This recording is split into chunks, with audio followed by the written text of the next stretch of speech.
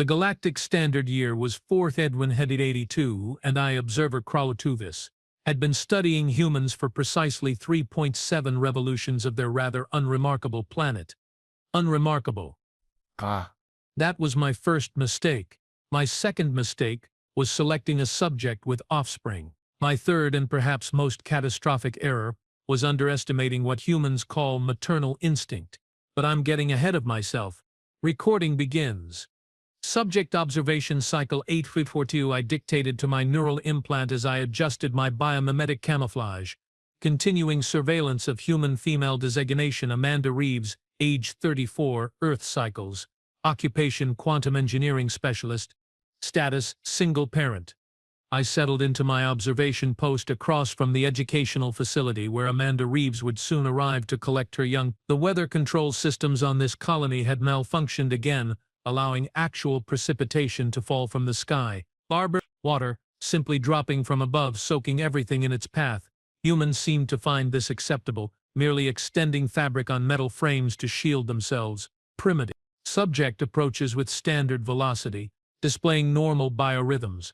I noted, scanning her vitals from 50 meters away. No indication. Subject suspects observation. Amanda Reeves looked like most humans, bipedal, symmetrical features, external audio receptors that served no evolutionary purpose. I could discern. Her coloration was within standard range, her height unremarkable. Yet something about this particular specimen had caught the attention of my superiors, something in her genetic profile that made the Supreme Council very, very interested. Mom, you brought my rain boots. The smaller human, designation Lucas Reeves, age 7 Earth cycles, bounded toward his maternal unit with that chaotic energy unique to human offspring. Of course I did, buddy. The weather alert said we'd get thunderstorms all week, Amanda replied, kneeling to his level. A curious behavior humans exhibited regularly, physically lowering themselves to communicate with their young.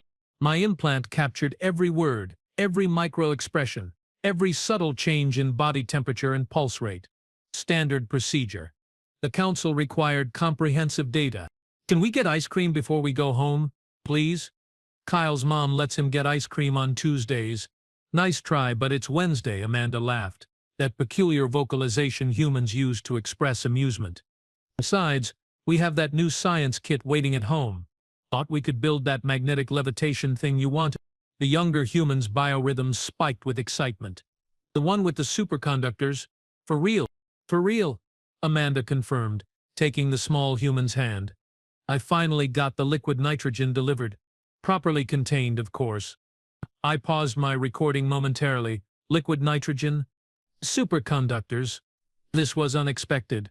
Our intelligence suggested human children engaged primarily with simplistic toys and digital entertainment devices, not potentially dangerous scientific equipment. Perhaps this explained the Council's interest in this genetic line. I followed at a discreet distance as they boarded public transportation. Humans insisted on operating their civilization in full view of each other. No subterranean complexes, no protective domes, just buildings, open to attack from any direction. Madness. Subject and offspring have entered residential unit, I reported 2 hours later. Preliminary scan indicates unusual energy signatures within structure, possible experimental equipment. I established my surveillance perimeter and activated long-range monitoring devices. The residential structure was typical, inefficiently designed. Minimal defenses, constructed of materials that would disintegrate under even mild plasma fire. Yet within this flimsy shelter, Amanda Reeves was apparently conducting experiments with superconducting materials. Curious. Mom, it's floating. It's really floating. The child's voice carried through my audio enhancers. That's quantum locking, buddy. The magnetic field gets trapped in the superconductor so it stays exactly in place. Watch this. There was a brief silence, then the sound of the small human's elevated vocalizations indicating excitement. You made it go around the track, without touching it. Pretty cool, huh? This is actually related to what I'm working on at the lab, but much smaller scale. I adjusted my scanning equipment. The energy readings were becoming increasingly interesting. Not just simple educational demonstrations, these were patterns consistent with advanced field manipulation. Impossible, of course. Humans were at least 3 centuries away from developing such technology according to our assessment protocols. Subject appears to possess knowledge beyond documented human scientific progress. I noted carefully, the Council would be most interested in this deviation. For 3 more hours I observed as Amanda Reeves guided her offspring through increasingly complex scientific demonstrations. The child absorbed information at an alarming rate, asking questions that indicated reasoning capabilities well beyond our models for human young. As night fell on the colony, my chronometer indicated it was time to transmit my daily observations to the Council. I retreated to my concealed vessel, camouflaged as an abandoned storage unit on the edge of the settlement. Transmission initiating, I stated, connecting to our quantum relay. Observation cycle 84-2 complete, requesting analysis of unusual energy signatures and permission to escalate surveillance protocols. The reply was instantaneous. Permission granted. Deploy molecular trackers. Genetic sample required. This was unexpected. Genetic sampling was typically reserved for species designated for immediate acquisition. I had been observing Amanda Reeves for months with standard protocols. What had changed? Council. Clarify objective modification, I requested cautiously. Intelligence indicates subject Amanda Reeves to be involved in classified research. Project designation Stellar Barrier. Genetic profile suggests optimized neural architecture. Offspring represents 2nd generation of targeted evolution. Both specimens required for study. My circulatory pump skipped a rhythm. Acquisition of both specimens? This was no longer observation. This was preparation for extraction. Understood, Council. We'll proceed with genetic sampling at next opportunity. I terminated the transmission, feeling an unfamiliar sensation in my tertiary nervous system. The humans would classify it as discomfort, not because I questioned the Council's wisdom, of course, merely because modifying established protocols always carried operational risks. The next morning I positioned myself near the educational facility again. The plan was simple: retrieve a genetic sample from both subjects using a microdrone disguised as an indigenous flying insect, non-invasive, virtually undetectable. Subject approaches with offspring. I noted as Amanda Reeves and her child walked toward the building. Deploying sampler. The microdrone detached from my surveillance unit, its wings buzzing at a frequency designed to mimic local insects. It circled once, then descended toward the smaller human, targeting exposed skin on his arm. What happened next occurred so rapidly that my recording barely captured the sequence. Amanda Reeves, without breaking stride or even appearing to look in the drone's direction, snatched it from the air with precision that defied human reflexes. Her fingers closed around the device, crushing its collection apparatus before it could retreat. Her eyes, previously scanning her communication device, flicked upward, scanning the surroundings with sudden, alarming focus. "Lucas, go inside," she said, her voice carrying an unfamiliar tonal quality. "But Mom, the bell hasn't—" "Now, Lucas." The offspring responded to the vocal command immediately, moving toward the building with unexpected haste. And then Amanda Reeves looked directly at my observation position, 53 meters away, concealed behind refraction technology that should have been imperceptible to human sensory capabilities. "Subject has detected surveillance," I transmitted urgently to the Council. "Recommend immediate protocol adjustment." "Impossible," came the reply. "Human sensory capacity insufficient. Recalibrate equipment." But Amanda Reeves was already moving not away as would be expected from a startled prey species, but directly toward my position. Her pace was measured, deliberate, predatorial.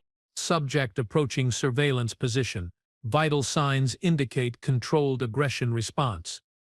This exceeds all established behavioral parameters. I activated my secondary camouflage protocol, shifting position by 3 meters while deploying a sensory decoy. Standard evasion tactics that had proven effective across 17 sentient species. Amanda Reeves stopped, precisely at the location of my original position. She extended her hand, the crushed remains of the microdrone between her fingers, and opened her palm. The broken device fell to the ground. "I don't know who you are," she said, her voice perfectly modulated to carry exactly to my current position, "but this is your only warning. Stay away from my son." She could not possibly know I was there. She could not possibly have detected the microdrone's true purpose. She could not possibly have traced it to my position, yet she had done all three. Counsel, I transmitted, subject demonstrates capabilities significantly beyond established human baseline. Request immediate consultation. The response was immediate. Extraction priority elevated. Deploy acquisition team. Both specimens required intact. I felt that strange sensation again, stronger this time. Counsel, subject has demonstrated awareness of surveillance. Standard acquisition protocols may prove inadequate. Assessment noted. Proceed with acquisition. Team deploying to your coordinates. Amanda Reeves was still standing there, her eyes scanning methodically, somehow tracking my position despite multiple camouflage shifts. I can see you, she said simply. The way you bend light is interesting but fundamentally flawed. You are assuming my visual processing works like yours. It doesn't. This was unprecedented. Direct address from an observation subject. Identification of our concealment technology's underlying principles. Impossible. You have been watching for months, she continued. At first I thought you might be corporate espionage, then maybe government, but you are neither, are you? Your text signature isn't anything I recognize, and trust me, I know them all. She took a step closer, and to my profound discomfort her eyes locked directly onto mine despite the refraction field. Here's what's going to happen. You are going to leave this planet. You are going to tell whoever sent you that your mission failed. And most importantly, you are going to stay very, very far away from my child. Counsel, I transmitted urgently. Subject is directly addressing surveillance team. Recommend immediate extraction of observation personnel until full tactical team arrives. The response took 3.8 seconds longer than standard. Negative. Maintain position. Acquisition team inbound. Estimated arrival 17 minutes. Amanda Reeves tilted her head slightly, a gesture I had observed humans use when concentrating. You are transmitting right now, aren't you? Calling for backup. That's fine. Gives me time to prepare. She turned and walked calmly toward the educational facility, her biometrics showing none of the fear responses expected from a prey species in potential danger. Instead, her neurological patterns indicated focused problem-solving, strategic assessment. Subject retreating to educational facility, possibly to retrieve offspring. Maintain surveillance. Acquisition team will intercept before departure. I followed at a safe distance as Amanda Reeves entered the building. Through the transparent barriers humans inexplicably built into their structures, I observed her speaking briefly to a staff member, then proceeding directly to her offspring's location. She knelt beside the small human, speaking quietly. The child's expression shifted from confusion to seriousness, an unusual display for human young who typically exhibited limited emotional control. They exited through a rear portal of the structure, moving quickly but without obvious signs of panic. Amanda Reeves had retrieved a small communication device and was speaking into it as they walked. Tomas, it's happening. Initiate firewall protocol. Authorization Reeves, Quantum 7 Delta. Yes, both of us. Standard extraction point in 15. This was concerning. The subject appeared to have predetermined protocols for this exact scenario. Intelligence oversight had clearly missed critical information about this human's preparedness for discovery. Counsel. Subject appears to have established contingency protocols. Possibly contacting Confederates. Recommend immediate interception. Proceed with caution. Acquisition team has deployed advance units to your location. As if summoned by the transmission, 3 acquisition specialists materialized from concealment positions ahead of Amanda Reeves' path. Their combat exoskeletons were fully activated, rendering them significantly more visible than my observation configuration, but providing superior intervention capabilities. Halt, human, the lead specialist commanded in perfect English. Resistance is unnecessary and inadvisable. Amanda Reeves stopped, positioning herself slightly in front of her offspring. Her vital signs remained remarkably stable. No elevated fear response, no panic, only a slight increase in adrenal output consistent with combat preparation. Lucas, she said quietly, remember what we practiced. The small human nodded, reaching into his educational supply carrier and removing what appeared to be a standard writing implement. 3 of you, Amanda observed, addressing the acquisition team. Tactical formation suggests you are used to dealing with unarmed civilians. standard intimidation positioning, cloaking technology similar to your observer friend over there, but with reinforced field generators for your combat systems. Interesting design choice. The acquisition team leader advanced one step. Your knowledge is precisely why you have been selected. Come peacefully. The offspring will not be harmed. Amanda Reeves actually smiled, a human expression that in this context contained no warmth or amusement. That's where you have made your critical error. You threatened my child. What happened next occurred so rapidly that even my enhanced recording system struggled to capture the sequence. Amanda Reeves clicked something on her wrist device. Immediately, a localized electromagnetic pulse radiated outward, not powerful enough to damage electronics permanently, but perfectly calibrated to disrupt our specific shielding frequencies. The acquisition team's exoskeletons flickered, their camouflage systems momentarily failing. In that precise moment of vulnerability, the small human pressed a concealed switch on his writing implement. It extended, morphing into what appeared to be a small directional device, which he pointed at the nearest acquisition specialist. A focused sonic pulse erupted from the device, targeted exactly at the specialist's sensory cluster. The specialist dropped, equilibrium systems temporarily disabled. Amanda Reeves was already moving. She extracted a small cylinder from her pocket, twisting it as she threw it toward the remaining two specialists. Upon impact with the ground, it burst into a rapidly expanding foam that hardened almost instantly, immobilizing one specialist from the lower limbs upward. The team leader, more experienced than his colleagues, managed to avoid the expanding material and lunged toward Amanda. His exoskeleton boosted his speed beyond normal human reaction capability. But Amanda Reeves was already pivoting, her movements precise, economical. As the specialist reached her, she dropped to one knee, a motion that should have placed her directly in his attack path. Instead, she produced another device, this one embedded in what appeared to be an ordinary bracelet. As the specialist passed over her, the device activated, projecting a focused gravitational distortion field.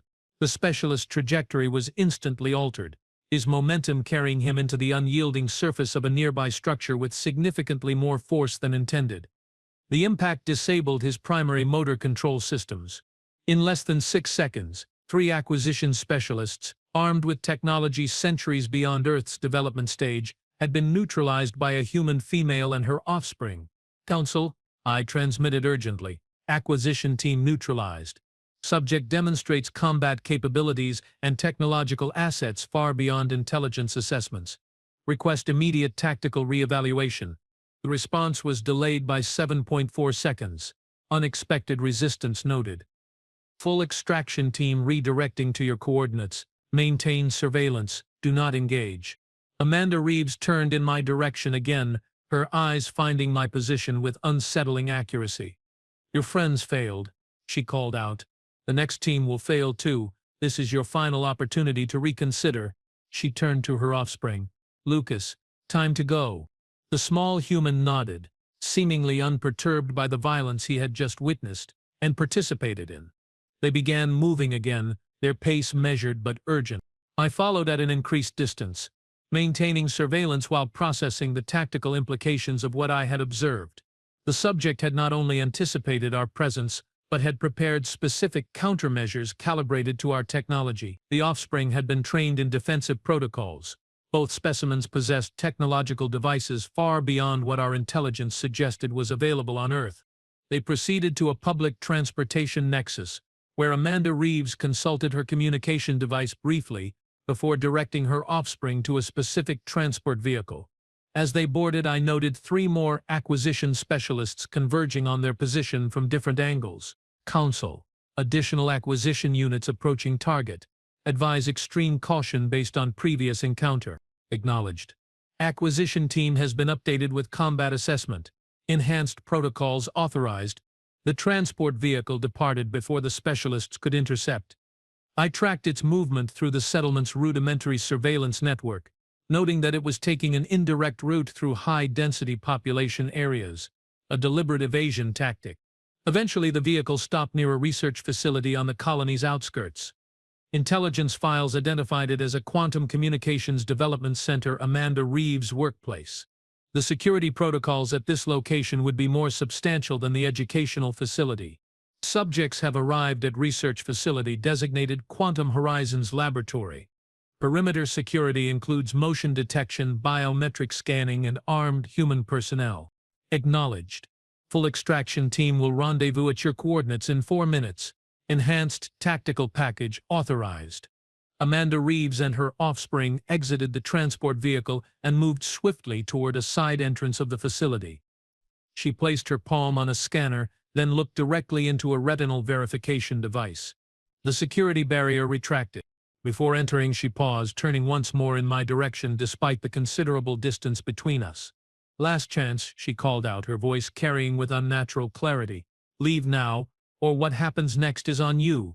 They disappeared into the facility just as the full extraction team arrived, 12 specialists with enhanced combat configurations, including 2 heavy intervention units.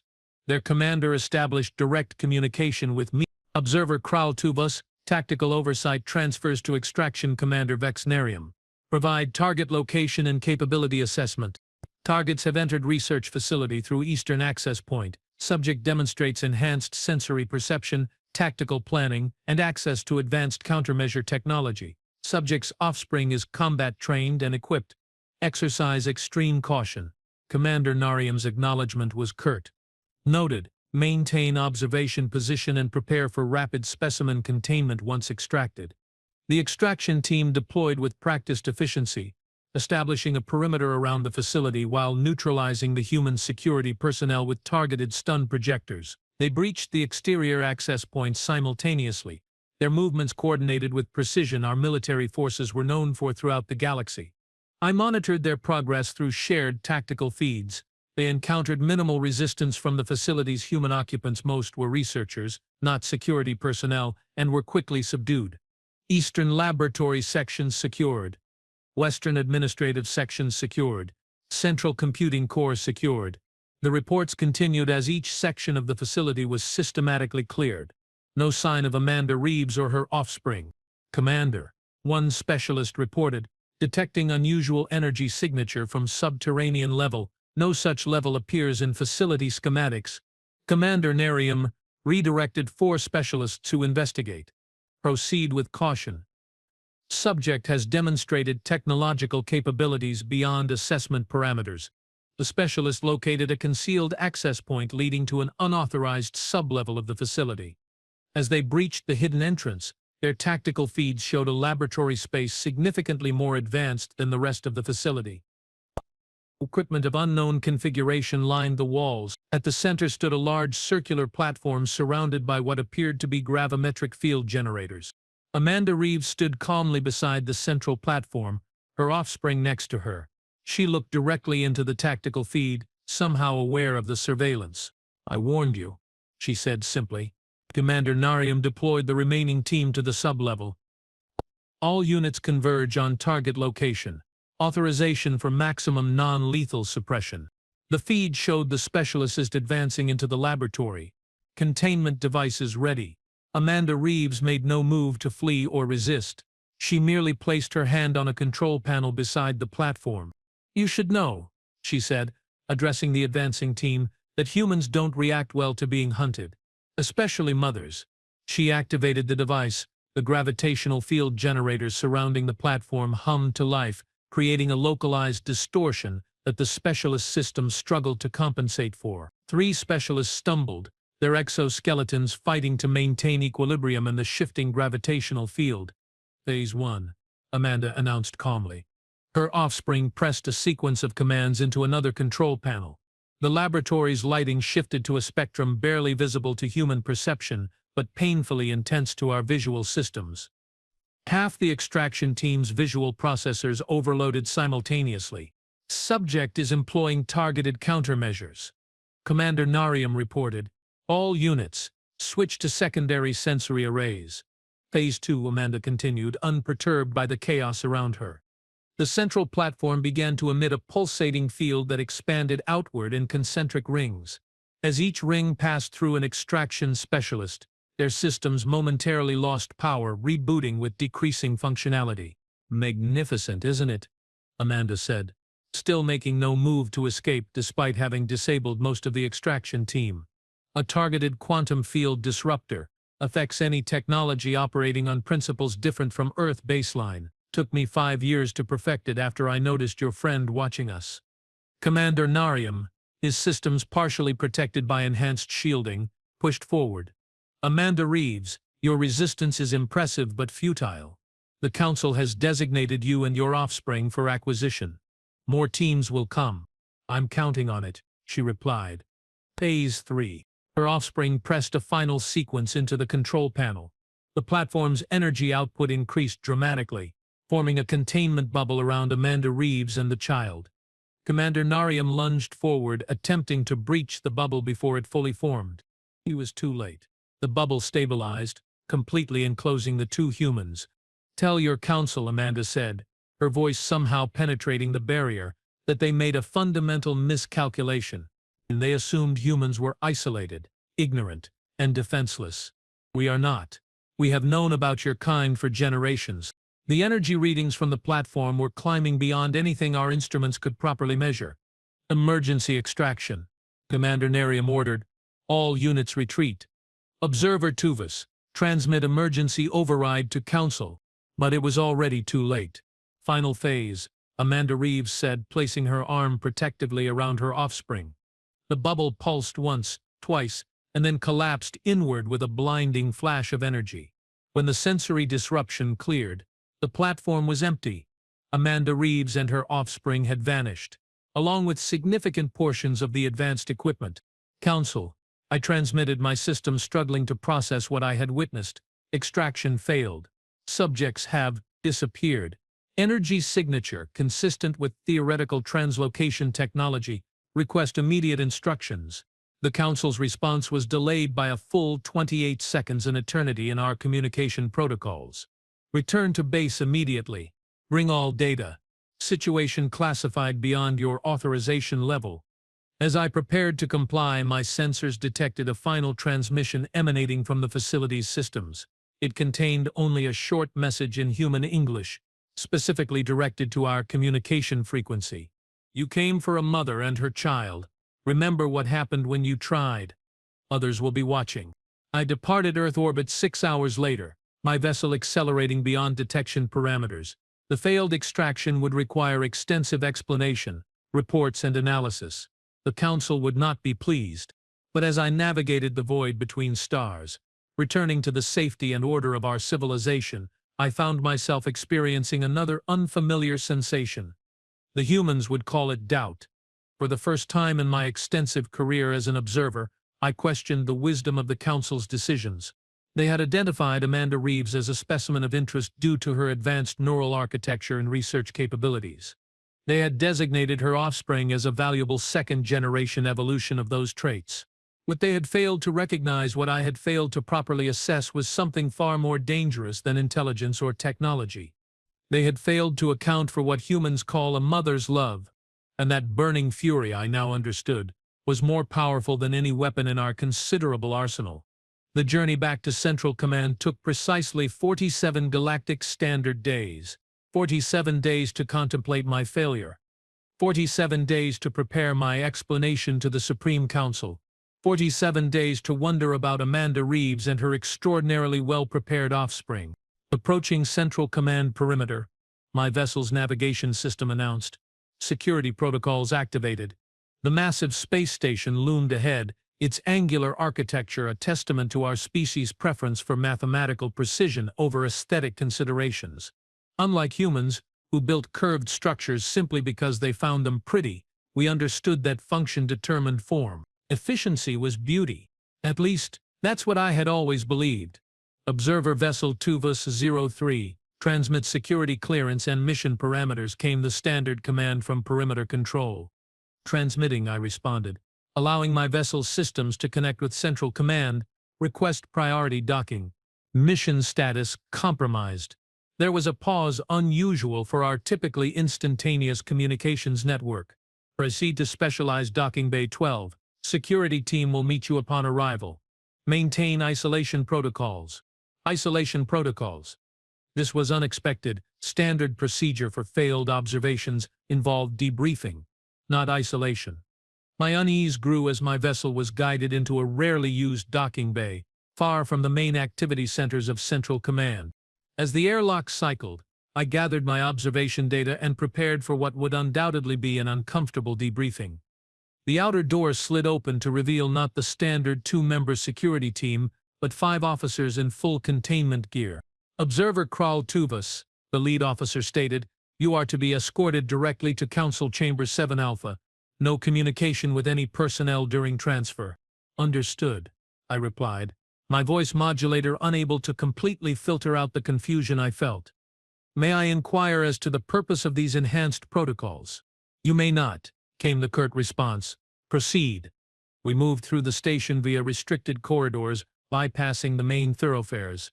Every access point required triple verification from the security team. Whatever was happening extended far beyond a simple failed observation mission.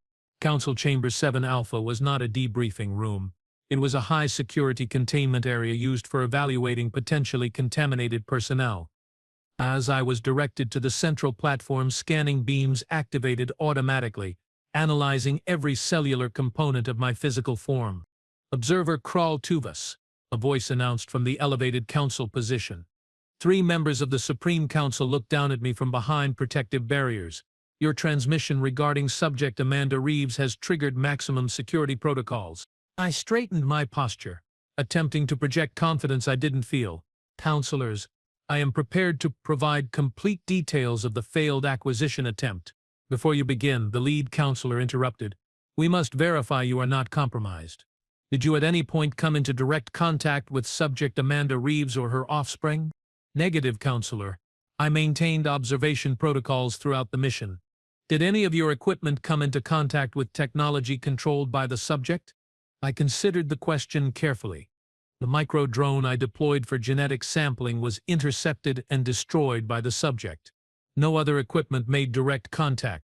The counselors exchanged glances, a surprisingly human gesture that amplified my unease. "Proceed with your report, Observer Tuvas," the central counselor finally said. "Omit no detail, regardless of how insignificant it may seem." For the next 3 hours I recounted every moment of my observation of Amanda Reeves and her offspring. Their daily routines, the scientific experiments conducted in their dwelling, the subject's work at the quantum research facility, and finally the disastrous extraction attempt. The subject seemed fully aware of our presence from an early stage, I concluded. She had prepared specific countermeasures calibrated to our technology. The offspring was trained in defensive protocols. Both specimens possessed technology far beyond what our intelligence indicated was available on Earth. "And you believe they escaped using translocation technology?" the female counselor asked, her tone suggesting skepticism. "The energy signature was consistent with theoretical translocation parameters," I confirmed, "though such technology should be centuries beyond human capability." The counselors conferred privately for several moments before the lead counselor addressed me again. "Observer Tuvas, what you witnessed was not an isolated incident. In the past 7 galactic standard months, 14 extraction teams have failed to acquire targeted human specimens. In each case, the humans demonstrated unexplained awareness of our presence and access to countermeasure technology specifically designed to neutralize our systems. This was shocking information. 14 failed extractions?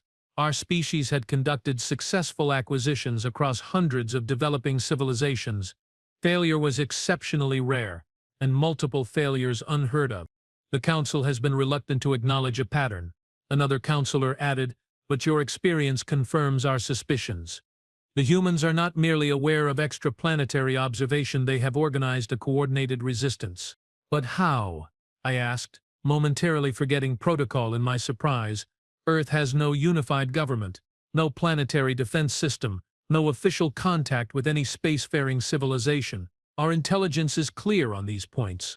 "Our intelligence," the female counselor said coldly, "appears to be catastrophically flawed." A holographic display activated in the center of the chamber, showing a galaxy map with 14 blinking indicators, all within relatively close proximity to Earth. "Each marker represents a failed extraction," the lead counselor explained. "Note the timing sequence. The markers illuminated in chronological order, revealing a pattern moving outward from Earth in an expanding spiral. My observation had been the most recent. They are methodically exposing our observation posts, I realized aloud. But how did they detect them in the first place? That, the female counselor said, is precisely what you are going to help us discover. The lead counselor nodded. Observer Tuvas, you are being reassigned. Your new designation is Tactical Analyst First Class. You will join a specialized team investigating the Human Resistance Network. Counselor, with respect, I am an observer, not a tactical analyst, I objected. My training. Your training, interrupted the third counselor speaking for the first time, included detailed study of human behavior patterns, social structures, and technological capabilities. You have spent more time directly observing humans than anyone else who has returned successfully from Earth. Your perspective is required. There was something in his phrasing that triggered a cascade of unsettling realizations. Anyone else who has returned successfully, implying others had not returned, or had returned. Report to Tactical Operations Center 9 in 2 hours. The lead counselor instructed. You will be briefed on your specific assignment then. Until that time you will remain in isolation. Counselors, I said carefully, may I ask one question before dismissal? The lead counselor inclined his head slightly, granting permission. Subject Amanda Reeves transmitted a final message before disappearing. She stated, others will be watching. Does the council interpret this as a direct threat? The three counselors exchanged glances again, a ripple of discomfort passing between them.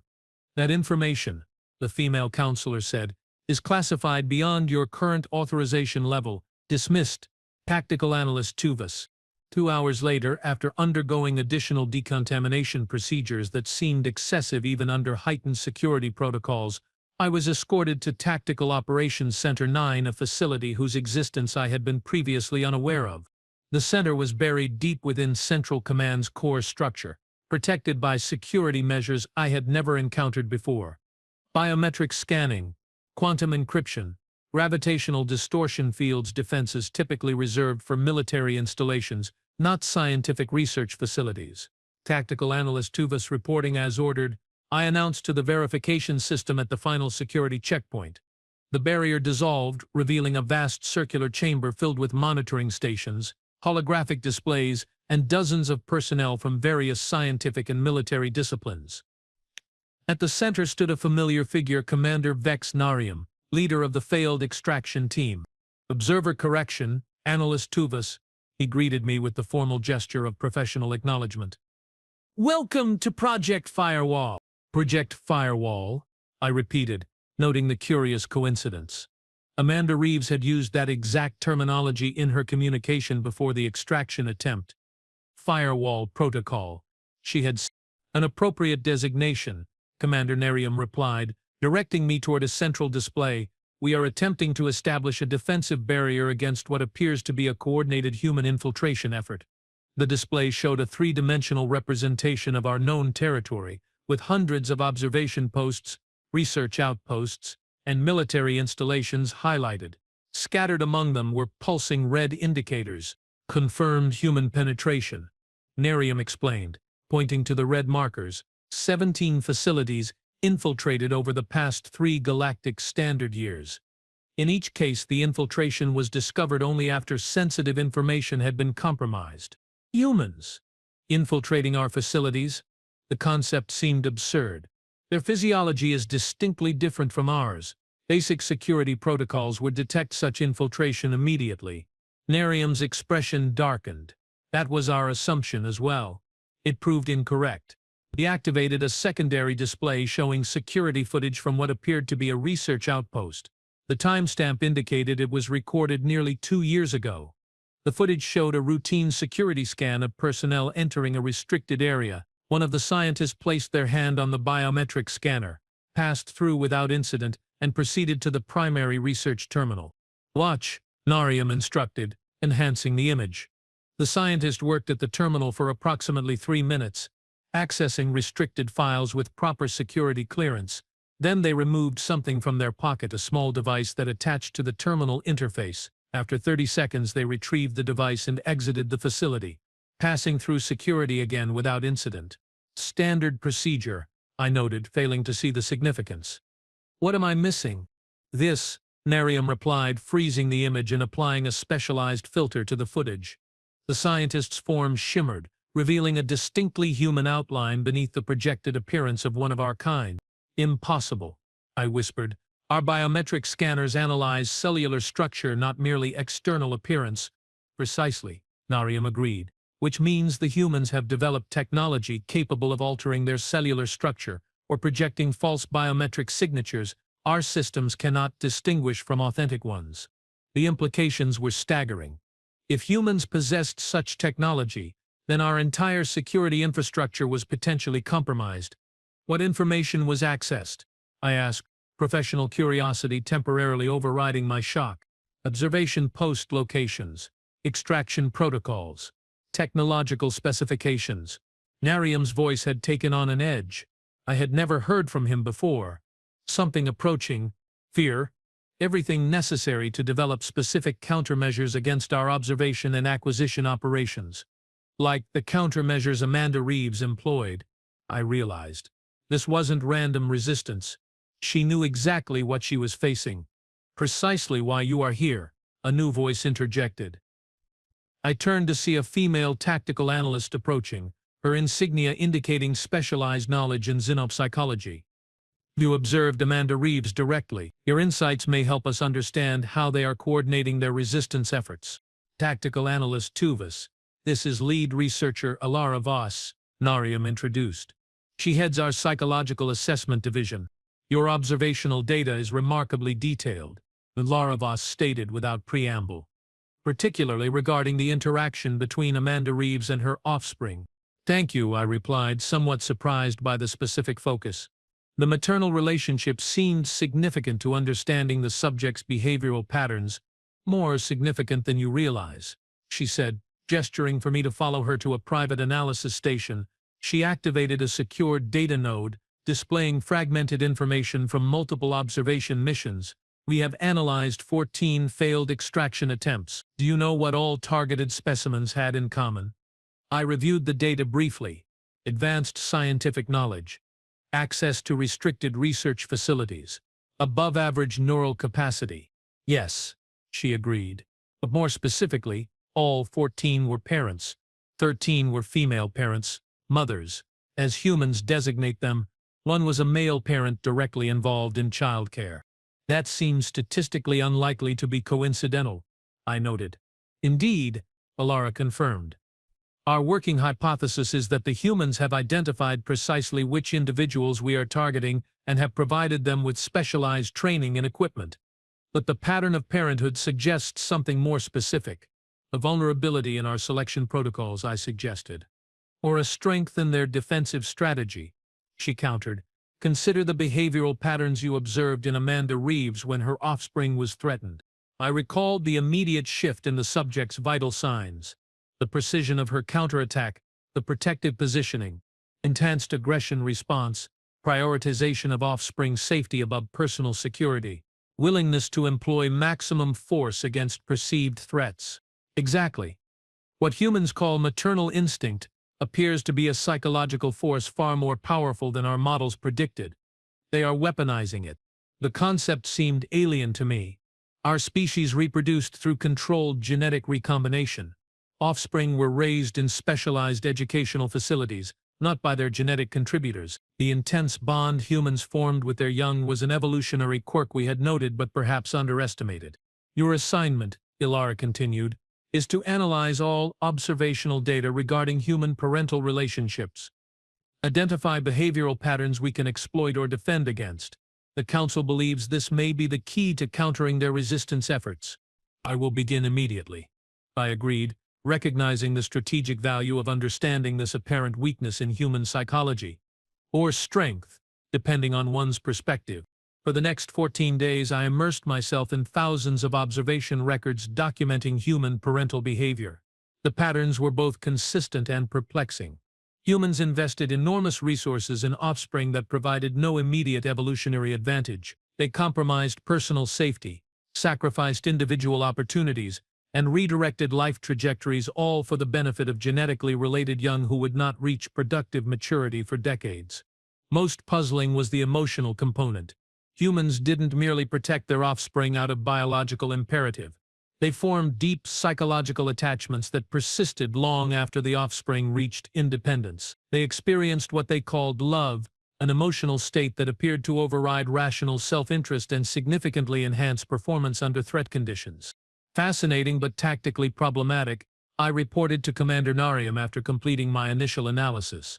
The human-parental bond, particularly the maternal variant, creates a motivation structure that doesn't respond to standard deterrence protocols. Threats to offspring don't induce compliance, they trigger enhanced resistance and uncharacteristic resourcefulness. So we can't use the offspring as leverage, Narium concluded, clearly disappointed. Quite the opposite, I clarified. Threatening offspring appears to transform otherwise unremarkable humans into formidable tactical opponents. Amanda Reeves was not an anomaly. She was following a documented pattern of parental defense response, albeit with unexpectedly advanced technological support. What do you recommend? Alara asked, joining our discussion. The Council is pressuring us for actionable strategies. I hesitated, aware that my conclusion contradicted centuries of acquisition protocol. I believe we should suspend all extraction operations targeting human parents, particularly mothers. The risk-to-benefit ratio is unsustainable. Impossible. Narium dismissed immediately. The Council has already committed significant resources to the acquisition program. 14 failures will not deter them. 15, Alara corrected, her expression grim. We lost contact with extraction team Sigma 6 hours ago. Target was a human female geneticist with twin offspring. Same pattern subject demonstrated foreknowledge of our approach and employed targeted countermeasures. Narium's posture stiffened, the equivalent of a human paling with shock. Extraction Team Sigma had enhanced security protocols based on our previous failures. How could they have been compromised? Before Alara could respond, the facility's alert system activated. Security barriers materialized around each section of the tactical center as the announcement echoed through the chamber. Security breach detected. All personnel initiate isolation protocols. This is not a drill. Repeat. Security breach detected. Location. Narium demanded, accessing the central security feed. Unknown, came the response from security control. Breach detected in multiple systems simultaneously. Source cannot be isolated. The main display flickered, its data feeds distorting briefly before stabilizing into an entirely different configuration. The tactical map of our territory was replaced by what appeared to be a human communication interface. A single message appeared in human English. We warned you. Disconnect all systems, Narium ordered, but it was too late. The message expanded, revealing a comprehensive data package flowing directly into our secure network. Personnel scrambled to erect additional firewalls, but the intrusion bypassed each defensive measure with alarming ease. What are they doing? I asked Alara, watching as the data flow continued unabated. They are not extracting information, she realized. Her analysis protocols tracking the intrusion pattern. They are inserting something into our network. The security alerts suddenly ceased. The display returned to its normal configuration, showing no evidence of the breach. For several tense moments, nothing happened. Diagnostic scan complete, the system announced. No anomalies detected. That's impossible, Narium insisted. Run secondary verification protocols. Secondary verification complete. All systems functioning within normal parameters. The apparent resolution of the crisis did nothing to ease the tension in the chamber. Whatever had happened, it had occurred too quickly and too efficiently to be anything but a precisely targeted attack. Commander, a security analyst called from a monitoring station, I'm detecting unusual activity in the personnel database. Specify. Narium demanded, moving to the analyst's position. Files are being tagged. Specifically, all personnel involved in human observation and extraction operations. A cold sensation spread through my circulatory system.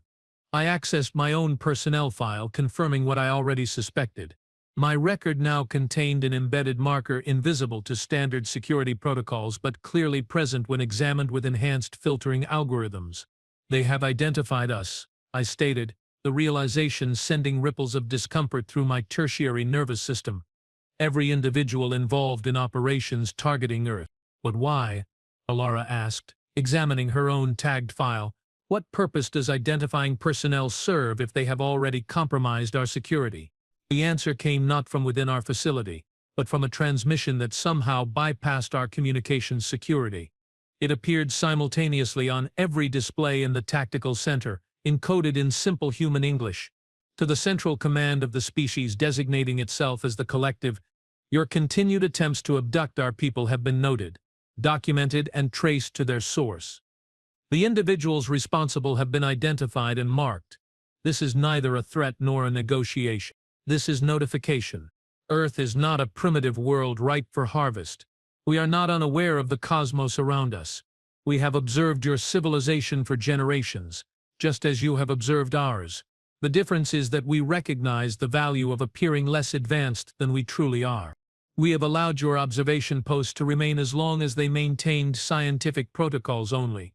The transition to acquisition and abduction has triggered our defensive response. You have now witnessed the mildest form of this response. 15 of your extraction teams have been neutralized with minimal force. Your security systems have been penetrated with ease. Your personnel have been identified. Further attempts to remove humans from Earth will result in escalating consequences, delivered directly to the marked individuals responsible for such operations, regardless of where they may hide within your territory. We do not seek conflict, but we will not permit predation. To demonstrate the seriousness of our position, we have inserted a countdown sequence into your primary defense network. When it reaches 0, all artificial gravitational systems throughout Central Command will simultaneously deactivate for precisely 10 seconds before restoring to normal function. No permanent damage will occur. No lives will be lost. Consider it a demonstration of our technological reach and our restraint. The countdown is now at 5 minutes. Should you wish to establish legitimate diplomatic relations rather than continuing this unfortunate pattern of attempted acquisition, instructions for proper contact protocols have been included in this transmission. Amanda Reeves, Earth Defense Initiative, Maternal Protection Division. The message disappeared, replaced by a simple numeric display counting down from 5 minutes. Command personnel erupted into frantic activity, attempting to locate and disable the supposed countdown. It's a bluff, Nariam insisted, though his voice lacked conviction. Their infiltration capabilities cannot possibly extend to our gravitational control systems. Those networks are physically isolated from external access points. Were Amanda Reeves' technological capabilities consistent with our intelligence assessments? I asked pointedly. Nuriam didn't answer. He didn't need to. We both knew the answer. As the countdown approached 0, emergency protocols were activated throughout Central Command. Personnel secured themselves to static attachment points. Sensitive equipment was locked down. Backup systems were brought online. 30 seconds. The automated voice announced. If they can actually do this, Ilara said quietly beside me, if they can remotely control our most secure systems, then we have severely miscalculated the technological disparity, I finished for her. 10 seconds. Nariam had taken position at a command console, still frantically attempting to isolate and terminate the intrusion. Almost have it, he muttered. Just need 0. For a brief, hopeful moment, nothing happened. Then, with perfect simultaneity, the artificial gravity throughout Central Command simply ceased to exist. Objects not secured began floating freely. Personnel who had failed to attach themselves drifted helplessly. The carefully ordered environment of Central Command transformed instantly into chaos, not lethal but unmistakably deliberate.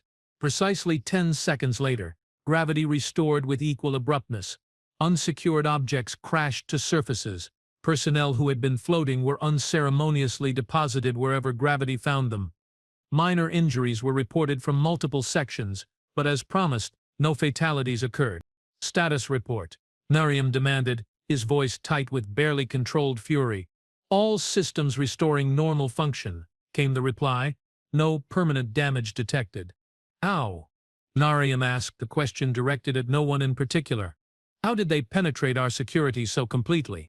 I thought back to Amanda Reeves and her offspring, to their apparent preparedness for our extraction attempt, to the technological capabilities they had demonstrated. The pieces aligned into a disturbing pattern. They have been infiltrating us for years, I realized aloud, not just gathering information, inserting their own technological backdoors into our systems. Every observation mission we launched gave them another opportunity to compromise our technology. But our observation posts are one-way, Alara objected.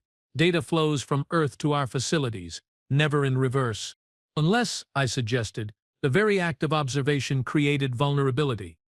What if simply focusing our technology on their world allowed them to trace the connection back to its source? Before either Nariam or Alara could respond, the central display activated once more. This time it showed a visual transmission, a human face. Amanda Reeves. By now you have experienced our demonstration and confirmed we are not bluffing, she said, her expression calm but resolute. Your marked personnel have 24 hours to suspend all extraction operations targeting Earth. After that time, any further attempts will trigger the next phase of our response protocols. Her image shifted slightly as she appeared to look directly at me. Observer Tuvis, I hope you have analyzed the data thoroughly. What does a mother do when her child is threatened? She ensures the threat cannot be repeated. Remember that. The transmission terminated, leaving the tactical center in stunned silence. 3 hours later, the Supreme Council issued a directive suspending all observation and extraction operations targeting Earth, effective immediately. Project Firewall was repurposed from offensive acquisition to defensive containment, not to keep humans confined to their world, but to keep them away from ours. As I compiled my final report on human parental defensive psychology, I included a personal notation, something I had never done in my extensive career. In my assessment, the human concept of maternal protection represents the most formidable defensive force I have encountered in any species. It combines irrational emotional commitment with hyper-rational tactical execution. It appears to function as an evolutionary advantage rather than the vulnerability our models predicted. Most significantly, it appears to be contagious, extending beyond individual parent-offspring units to create collective defensive networks of extraordinary effectiveness. The human phrase, "it takes a village to raise a child," seems to have military applications we fail to anticipate. I respectfully suggest that any future contact with human civilization should proceed with this understanding. A species that evolves to protect its young with such ferocity will defend its collective future with even greater determination. They have demonstrated the capacity to reach us wherever we hide. They have shown restraint where we showed aggression. They have offered diplomatic alternatives where we attempted acquisition. In the face of such a civilization, perhaps we should consider something humans call humility. As I completed my report, a notification appeared on my personal communication device, an impossibility given the security protocols surrounding my current assignment. The message contained only 5 words in human English. Lucas says, "Hello, Observer Tuvis." And for the first time in my existence, I experienced what humans call a chill down my spine. They were, indeed, still watching.